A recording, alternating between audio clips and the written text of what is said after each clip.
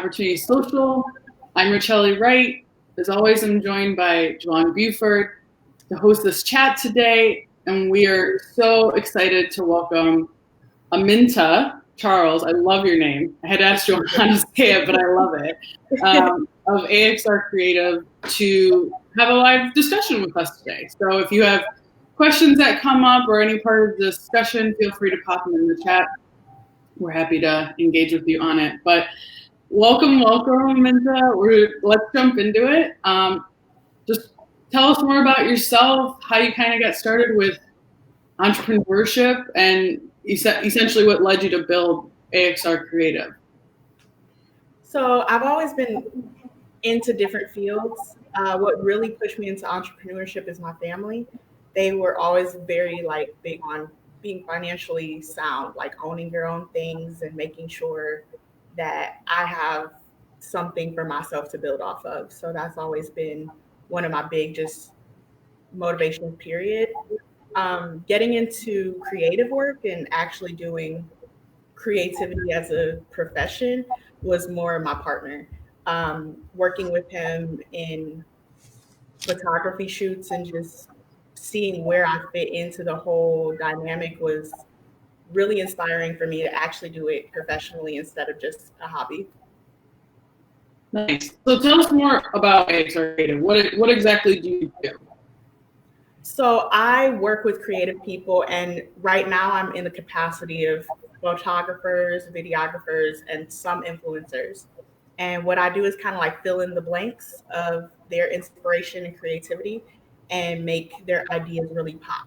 So I'll do set backgrounds, I work on costumes, quick things on shoot with like directing and posing models, a lot of the background work.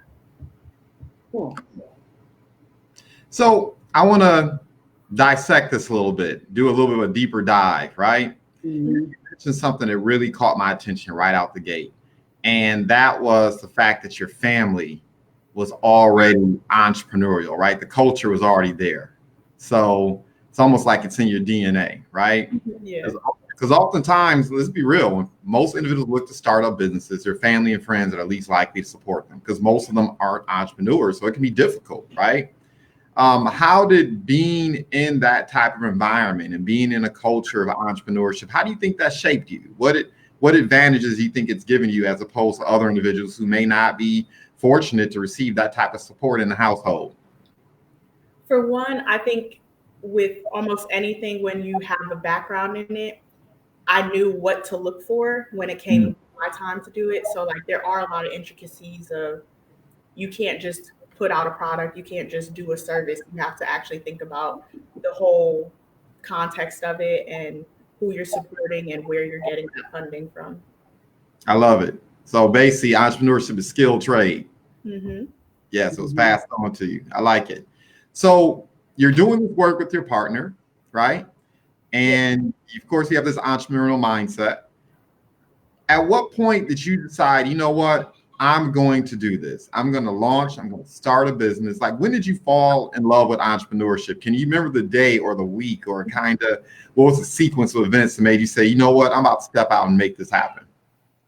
So I think one of the first shoots that I actually fully took lead on, it was actually not that long ago. I would say around November, December kind of time of last year, where I was just on shoot and doing my thing. Like I was helping with the costume, I was doing background, I was doing assisting, and it just came so naturally because I've been in it for so long. But just the whole essence of I'm not the photographer, I'm not the model, I'm really just making everything work and work well. And I really just fell in love with it again because that's why I got into crafting.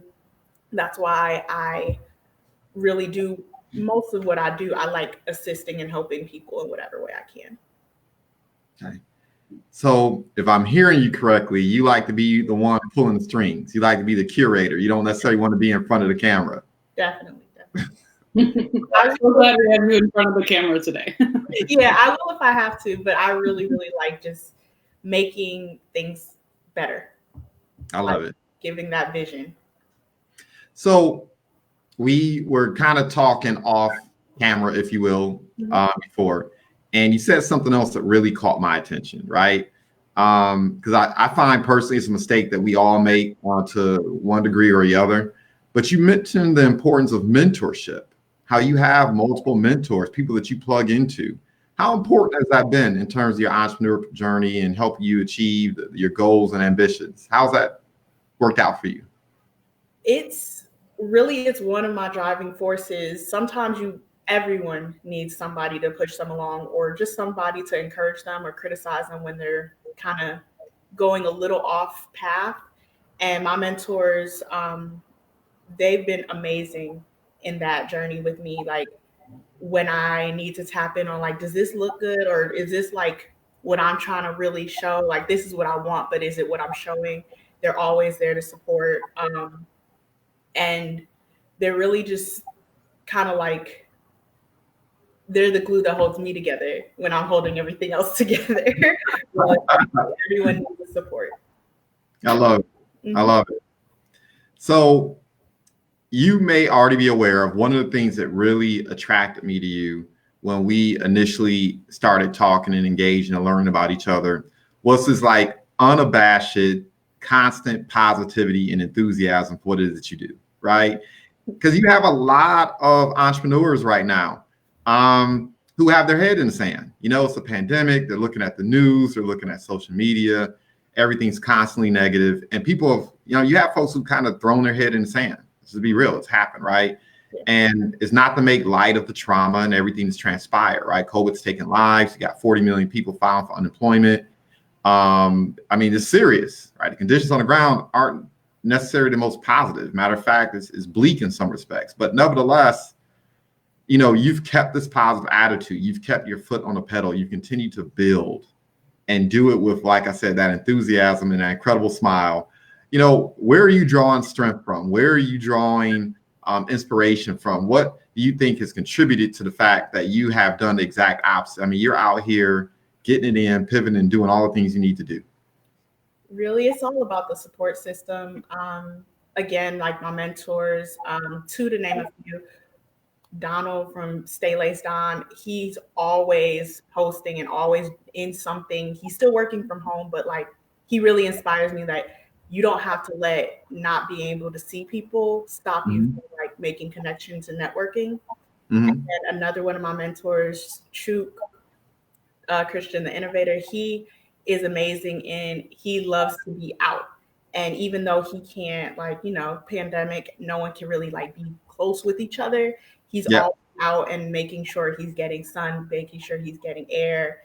And like when I feel like I'm cooped up in the house, I'll tap in and make sure that I just like get what I need. But also friends and family, like personally, I realized that when I was reaching out to other people and checking in on them and making sure like they're good at this time, like whether they choose to work, whether they choose to sit in, like whatever they're doing, just tapping in really helped me because it's like we're all in the same boat. Literally, we're all in the same boat and we're going to have good days, bad days. But like when I'm having a good day, I can reach out to people when they're having a bad day and it kind of like works off of each other. I love it. Yeah. So because you talked about this, Joanne, you're pivoting. How have, with taking all that energy and being motivated and having those good days, how have you pivoted a little bit with what you've been able to do and maintain? Definitely. So what I used to do was hands-on, like on the set, working with the models, getting them dressed, and then like putting the shoot together, which doesn't really happen right now and it shouldn't. But what I have done, especially to just tap into the community, is reaching out, using Instagram a lot, reaching out to people who I think are creative, who inspire me, who I want to work with in the future, seeing what they do well, seeing what they can work on. It's kind of like half and half inspiration, like Pinterest board type, but also just like a way to see where I really fit and where my specialty and services can fit into people who are already doing amazing things. Yeah. I like that. I like that you taken this time when maybe you can't do your traditional work that you were doing, but this gave you the time when to now meet all these people that you can do all this future work with, which I think is great, because networking or connecting with others, sometimes we put that sometimes at the bottom of our list because we got other stuff we got to get done first. But I love that you've been able to make that the new job, the new priority, so that, I mean, I'm sure with the work you've done, you're setting yourself up for a lot more work when you're able to get back to it. Hopefully. Yeah. So, something that I'm really curious about, Aminta, is how this pandemic is impacting individuals, right? Mm-hmm. I tend to believe that, and maybe because I'm hot-wired like this, right? As an entrepreneur, I'm thinking to myself, well, if you still believe in job security, you might as well believe in the tooth fairy. So why not, right? You're at home, underemployed, unemployed, or maybe not able to do what you're traditionally accustomed to doing. Why not start a business? That's my natural thought process. Mm-hmm. But I know not everyone thinks that way, right? And of course, I'm really tuned in to my peers and what they're up to. But I'm really curious to know from your perspective as a young entrepreneur, for all intents and purposes, you're still launching. You're in the beginning stages, right? Yeah. How do you think this pandemic is impacting your peers? How do you think it's impacting individuals who are at the stage of their lives where you're at right now? I think it's a two-piece thing. Before this pandemic, especially in my personal circle and community, I've seen a lot of people growing their businesses regardless of what field it's in. Mm-hmm. And I think they were doing that before, and they're still doing it now, but just in a different way. Like myself, it's I think a lot of people have realized that themselves as a brand is much more powerful than whatever product or service individually they do. And I've seen so many people also reconnect with their own art or their own interests and loves, and realizing that, yes, there are essential workers who we love and care about who are keeping us safe right now in these times, but that doesn't discredit the work that we're doing. There's a bunch of DJs who I've seen like on Instagram reconnecting with DJing because they realize it motivates people. Like a lot of the services or products or art that individuals have like do benefit others. And I think young people are realizing like it's a lot of worth in it. Like regardless of what your day job is, or if you have a day job, it's a lot of benefit and worth in putting out your product or your specialty. Mm-hmm. So I remember I was doing a little bit of research on this, and there was a lot of studies coming out about how millennials were, and none of these studies are ever accurate, right? Just people spouting their opinions, but you had a lot of content coming out about how millennials are not necessarily the most entrepreneurial in the first place, right? I don't necessarily believe that, but hey, it is what it is. Do you think this pandemic is going to inspire more of your peers, right? Individuals to actually adopt entrepreneurship as a way of life?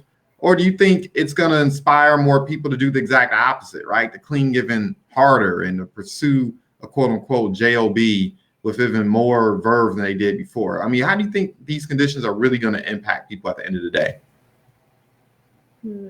Well, for one, I would say with a lot of the studies, I think they're so focused on the word entrepreneur that they're not actually just recognizing the essence of it. Entrepreneur comes in a lot of different terms, and just because you don't think that one term fits you doesn't mean you're not doing the work in the hustle. And there's so many people I know who have so many different hustles, and that's their way of entrepreneurship, making sure that they get the necessary funds and necessary work like they need to provide for their families. There's people who have plenty of side hustles that maybe because of this pandemic will actually come to the forefront, that they can realize this is a full-time like job for me. I can make this work and I can see this through because at the end of the day, it's what I'm good at. And it's something that no one can tell me I'm not. I love it. So at this stage in your entrepreneurship journey, talk to us a little bit about some of the toughest lessons you've had to learn. What are the times where you felt defeated or questioned your path, if ever, right? And how did you overcome? I was actually thinking about this, and me right now in the present with my company, I haven't really faced too many struggles because I'm very motivated in what I'm doing, and I do have the skills and I do have the knowledge for what I'm doing. But that doesn't mean I started off this way. Definitely. When I was first learning, most of the crafts that I know that helped me today, I never took it seriously as a job. Like, it was always a hobby. It was something I was good at. If I put a little more work in, I could be better, but it was nothing I really spent too much energy on. Mm-hmm. And I think that's partially because of my family and partially just because of my personal drive. Before, as much as my family is entrepreneurial and financial, art is not always the I want to see my kid a starving artist. Like, no one really looks for that typically. And my family was the same way. I ended up going to college and getting a degree in sociology, psychology. And the craziest thing is, like, the more I was educated and the more I was around people in like a higher education setting, the more I realized, like, you just got to make yourself happy. Jobs come and go. Professions come and go, but at the end of the day, you got to do stuff you really like to do, and like, everything's going to be work, but what do you actually wake up in the morning wanting to do? So that's like been my struggle of, is this something that I wake up in the morning wanting to do? And I realize it is. So that's why, for now at least, it's been going really smoothly. All right. So talk to me, what's some of the biggest, I guess, misconceptions that you'd like to clear up in terms of how people respond or what they believe about your profession or what you do? Well, I also want to add too, because I really want you to answer that question for us well, because not that you won't, but like, because I think that people think that as a creative director, I think people don't really understand like what a creative director, how necessary and important for that is for the success of the project. Yeah, definitely going on that. My job is not always understood. Point blank, period. Not everyone knows what I do, how I do it, or any of those things. And what I realize, like, what makes me really special in what I do is that I could put out DIY videos. I could teach you everything I do, but can realistically put it together and see it out in your work? Maybe not. And especially not the way I do it. So for me, creative director is really just a big title to say that I work behind the scenes. I really direct and create an image that the whole team agrees on. So I'll work with the makeup artist to make sure that the makeup they're doing fits the look. I'll work with the model to make sure that the posing they're doing fits the concept. I'll work with the photographer or videographer to make sure that they are providing everyone the resources that they want. So like, if you're doing editorial, going back from beauty shots to editorial to make sure that the makeup artist has her pictures, the model has their pictures, and then the creative photographer or videographer also has their video or photography that they want to put out to the world. Making sure everyone's kind of like getting something out of the equation. But I understand, like, for some people, they're not at a time where they want that direction. They just are learning their craft, and that's perfectly fine. For me, a misconception I can see is kind of like the appearance of doing something. A lot of my work is hands-on. Almost all of my work is hands-on. There's so many times I've been like literally right behind the model, fixing her hair, running out of like so many times. And just because I can't physically give you a product, I can't give you the end result, doesn't mean that I haven't had a touch in everything. Like, a lot of the work I see that ends up being put out is like, when people are commenting, they'll say, oh, that was a great look, that was a great makeup job that was a great this or that. And I had a lot of influence in, of course, everyone individually has their talents, but I had a lot of influence in making it all work together. Mm-hmm. Yeah, I think that speaks to as well, just this underlying, you have to be a leader. You have to be a leader in what you do. So I guess if you could touch on a little bit on, with all the moving parts that you're having to manage, what do you find helps you be the most effective leader for things like that? I think the biggest thing for a leader to do is know how to listen. You can lead anyone if you are listening to where they want to go. For me, I personally take that time. A lot of my formal degree was in communicating interpersonally. So really like one-on-one conversations to which helps me to get like the vision across the best way. So I'll be in the dressing room with the model, like what look are you trying to get across? And then I can better support them in posing. I'll talk to the photographer on like what are you trying to create? And that helps me with my backgrounds and that helps me with like putting the look together to fit that image. But at the end of the day, I have to listen to the team and then I can tell them like the best route to get to wherever we're going. Yeah. So when I listen to you, Aminta, what I start thinking is I almost see your job almost like akin to a project manager, or now that I reflect on it even more, you're almost like a movie director, right? Yeah. People are coming to you because they want to curate an experience, right? Mm-hmm. They want to curate a show, if you will, right? That's what a lot of it is, a certain type of look or a certain type of branding, a certain type of experience they want to communicate to their audience. And you're kind of like the film director, making sure everything works, everything's in place, right? Yes. You're accounting for all the details, literally from what people see in terms of people's appearances, where they are positioned at, the background, the lighting, everything. I mean, it's important what you're doing. I would hope so. That's a big deal. That's a lot of responsibility.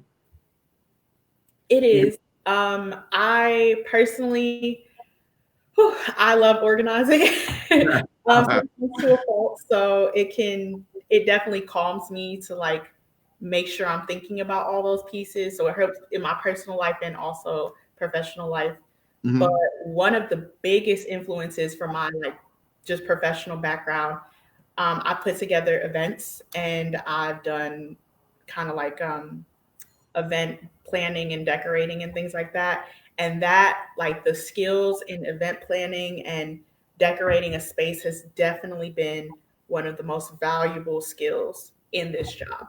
Really knowing timing, knowing how to talk to your vendors, knowing how to make sure that everyone is on the right timing, everyone is put together in this space definitely helps me when I'm juggling multiple creative people in the same space. So definitely like seeing those skills that crossover is always helpful for me personally.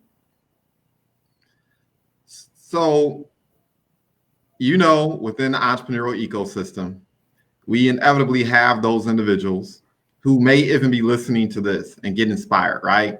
Mm-hmm.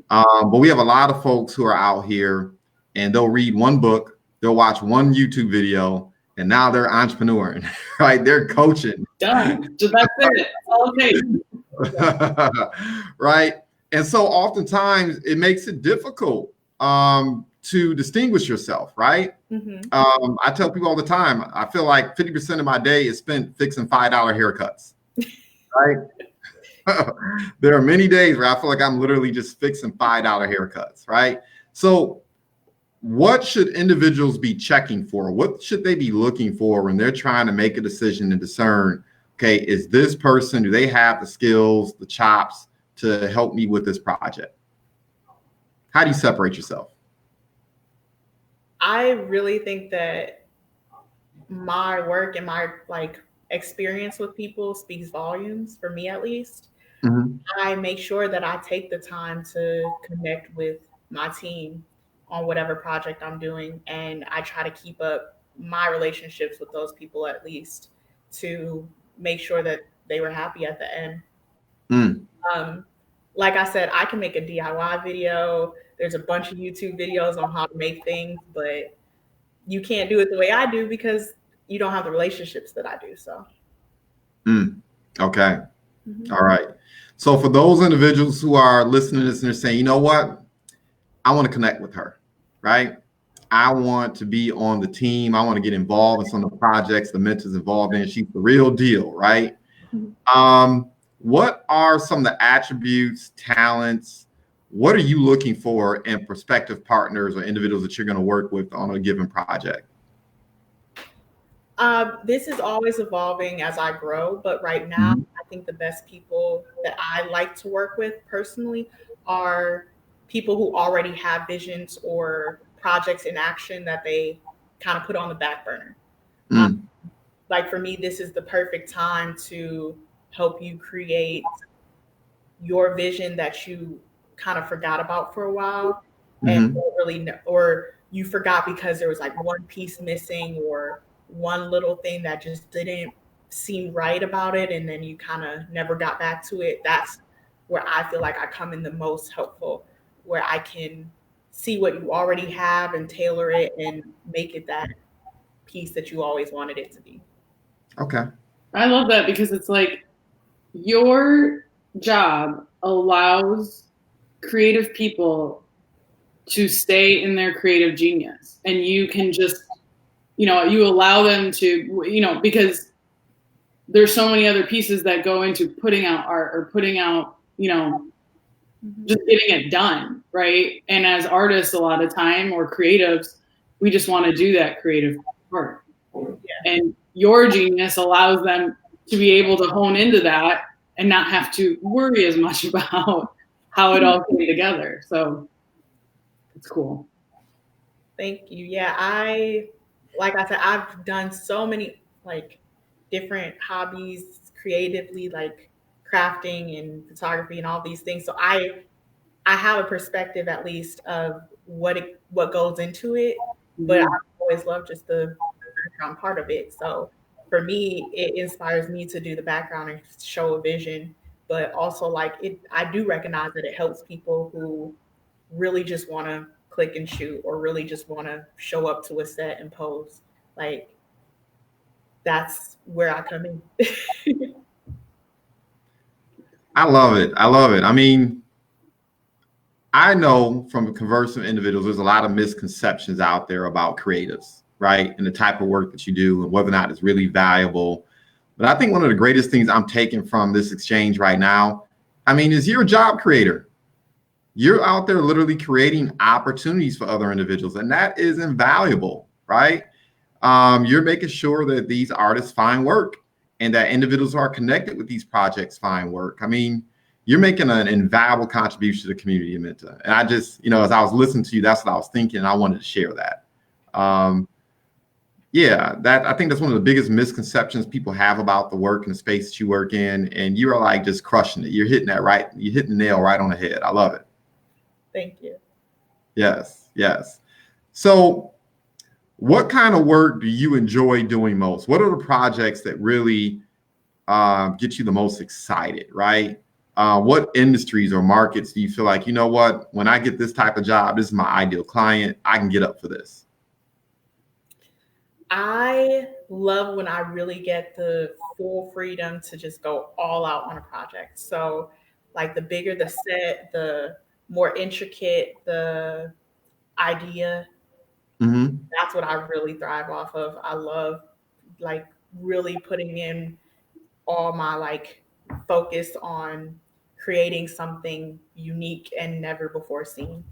I haven't really put my mind or set my heart to a specific like vendor or like campaign that I really, really want to work with, mostly because I think there's so many different fields that are amazing and like people that are amazing that I don't want to just say like, I want to do this one time. Like I would love the challenge of working with a big brand or someone who's like very much out of my like ideal of creativity and making that beautiful. I actually thought about that really like in depth too, because of one of my favorite classes at U of M was a dance class. Mhm. Very unconventional.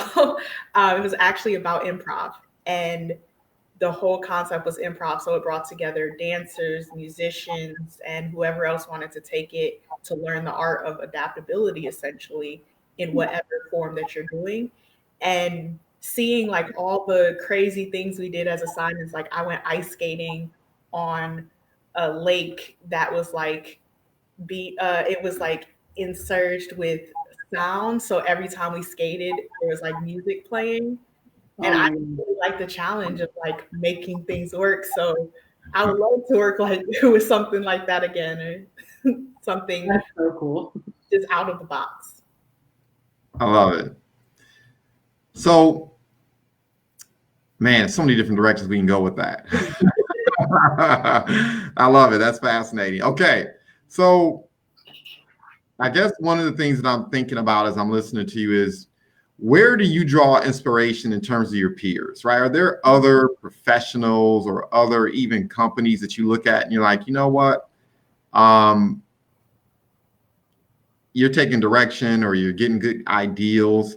I mean, where do you go to ideate? How do you learn about different ways of doing different projects? How do you become better at what it is that you do?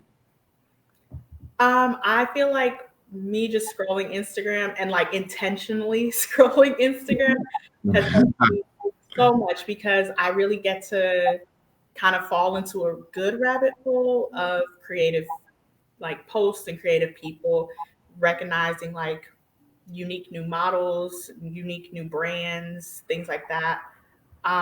What I will say, regardless of like a big company or a person who's starting, like who's building a following, what Mhm. really draws me the most is kind of like that want or attention to growing in a different field than what you're used to. Mm. So, like a lot of campaigns, like big campaigns like Under Armour and Nike, with representing women or just people that they've never really represented before, inspires me. Like with creating the hijab, running, um, like the running hijabs, so that people can be the best athlete, even if there's a like religious reason behind it, or the ableism, and putting more people who are thought to be either disabled or Mm. not custom, like into these ads, because everyone has an outlet for art, for sports, for whatever profession they're in. And just because they don't fit the old version of it doesn't mean that they can't be seen in this new version that we're creating. So those are what really inspires me, people who are pushing those boundaries of trying to represent themselves in this new kind of facet. Cool. I love it. Um, so you have, of course, entrepreneurs who are listening to this and will end up listening to the replay.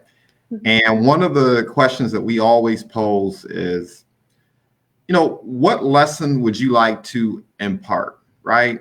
What advice would you give to other entrepreneurs, whether they're grappling with how to stay focused and how to stay active during this pandemic, or quite frankly, even beyond the pandemic, right? Because at some point, this is going to come to an end, at least some of the more um, difficult parts of what we're experiencing right now. And what advice would you dispense to someone who wants to be an entrepreneur based on your life experience? So for me starting out, I recognize that I don't have like the 20 years of experience or plus, excuse me, but one thing I have realized for myself, and that has carried me so far along the way, is a healthy version of self reflection and self criticism. Mm, Realizing, like, yes, you can start a business, anyone can start a business, and it is feasible, but is it something that benefits you, that benefits others, and is it necessary? And mm, like really sitting in yourself of like, are you going through the motions because you want to be an entrepreneur, or are you going through the motions because it's something that you would want to do, whether you're making money or not? Like, that's the best advice I could give. Just be very honest with yourself in, is this the right field to be an entrepreneur? Okay. I like it. It's powerful. Yeah, it's important. I think that's probably not discussed enough.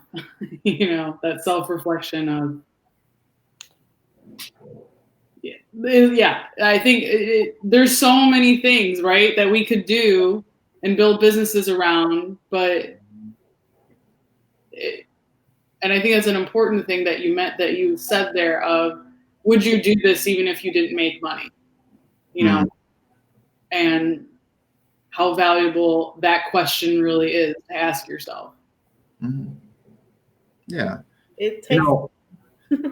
Go ahead. Oh, I was just going to say, it takes time. And for me, I'm only 24 years old, but this has been like a lifelong journey of learning my craft and really sitting in on, like, is this what I want to do professionally? And for me, it is. But I think for a lot of people, even if they're already in that process of entrepreneurship, like, it gets hard with all the background, the legal, the paperwork. It can get hard. And what carries you through those hard things, in my opinion, is loving it, like really either loving it personally or feeling like this is a necessary good. I love it. You just answered the question I was going to ask, right? We have this conversation all the time that, I just firmly believe you can't put your life's energies behind a compromise.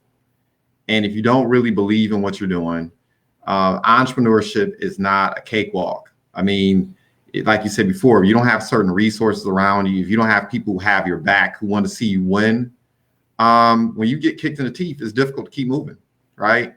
And I love the fact that you spoke to that.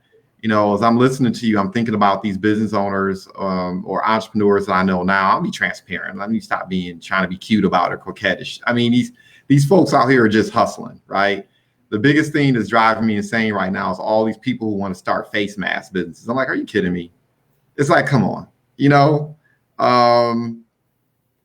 this has a shelf life, right? And it's not a good way to necessarily build a brand. And I think when people are looking at your work, whether they're viewing you indirectly because of social media, or when they shake your hand and they start listening to you talk about what it is you do and the passion that you exude about it, that's part of the brand, and that matters, right? That gives you staying power. That allows you to be in a situation where you begin to attract the things you want in the business that you desire, as opposed to having to chase and run people down, right?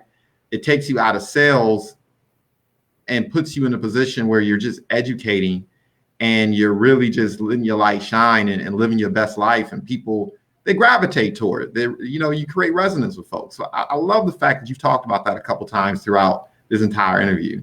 Thank you. It's such an important lesson. Thank you. Yeah. So a question that we pose to individuals, right? This is our opportunity to be a little bit goofy or have a little bit of fun, right? Mm-hmm. So what do you think your superpower is, or what is your spirit animal? Or if you know both, that's even better. Yeah. Okay, first and foremost, I always tell people that my spirit animal is a penguin because honestly, it goes along with my superpower. I think I'm super adaptable. And penguins, sometimes they can look a little awkward when they're above ground and just like waddling around. But when they're in their element, they're there. Like, they're so graceful through the water. They are like amazing at the great things that they do. And yeah, they can be awkward in some situations, but it doesn't matter. I love it. We appreciate the penguin even when it is awkward. Yeah. Your superpower. My superpower,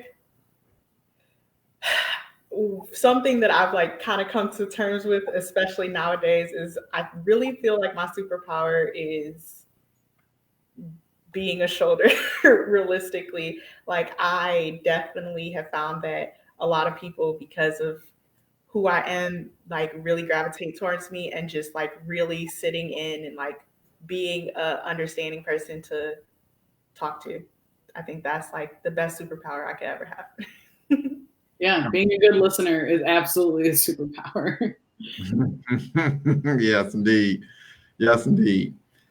Last question, and I think start wrapping up here unless Rochelle has some things that we need to tease out here. For folks who are listening and trying to ascertain what business and life is going to look like post-pandemic, right? And I think that means something different to all of us, right? In terms of how we're going to operate, what we anticipate, or quite frankly, what we're most excited about, right? How do you respond to that? What goes through your mind? What are you thinking about as it relates to building your business and building your brand post quarantine and pandemic? Realistically, just continuing to do what I do right now, as in build relationships. Sorry, it's getting very sunny. Yeah. Building relationships and like maintaining them, not just I want to work, let's figure this out and then we're done, but like really maintaining those relationships, because if someone decides to pick up where they left off years ago, I still have that connection to really grow and maintain clients. Excellent. Yes, indeed. All right, Aminta.